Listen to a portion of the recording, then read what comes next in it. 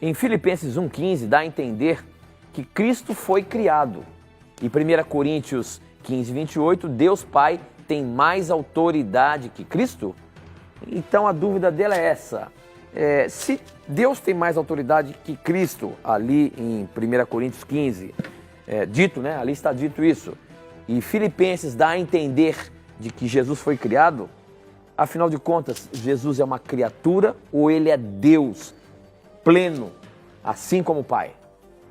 O nosso irmão enganou-se, não é Filipenses 1,15, é Colossenses 1,15 esse texto. Colossenses 1,15. E diz assim: ele é a imagem do Deus invisível, primogênito de toda a criatura. Isso mesmo. Então veja, a palavra primogênito, na nossa cultura ocidental, significa o primeiro numa criação, numa ordem cronológica, ok?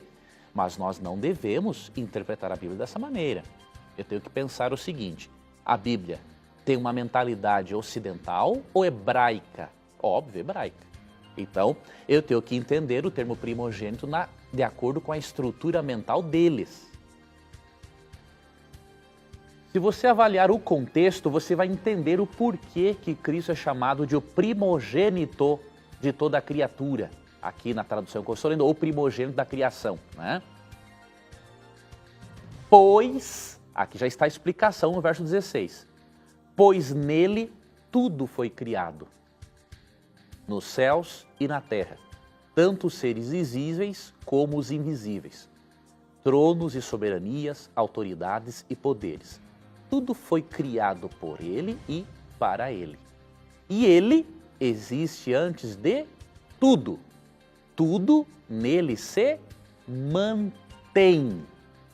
Então é um absurdo, avaliando esse contexto, dizer que Cristo é o primeiro a ser criado. Porque aqui é dito que ele é antes de todas as coisas, tudo foi criado por meio dele. Se ele foi criado, então ele é o criador dele mesmo? Não.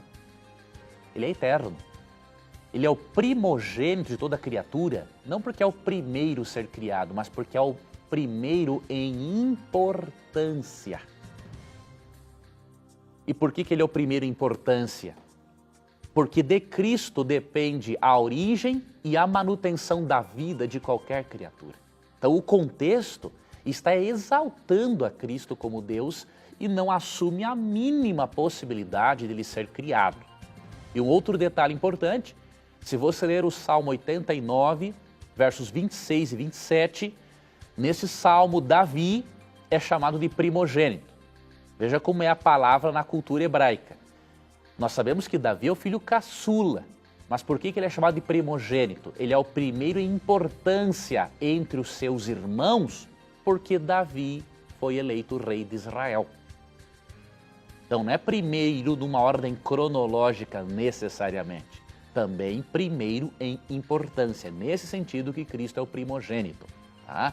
E quanto a 1 Coríntios 15, ali fala de uma subordinação de Cristo, sim, mas uma subordinação funcional, na sua função. Na eternidade, Cristo funcionalmente se submeterá ao Pai, até porque Cristo assumiu uma natureza divina humana.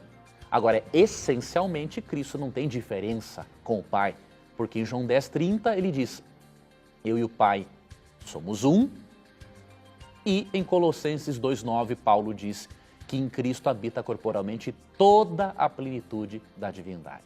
Por isso, quando você estudar sobre Cristo, lembre-se, há textos que falam da unidade essencial dele com o Pai e textos que falam da subordinação funcional. Os textos não se contradizem, são apenas complementares. Alguns textos falam do Cristo divino, outros falam do Cristo divino humano. Se você gostou desse vídeo, entre aqui no endereço do Na Mira da Verdade e inscreva-se no canal. Vai ser uma satisfação saber que você está acompanhando não apenas o meu canal, mas também o canal do Na Mira da Verdade, tá bom? Um grande abraço.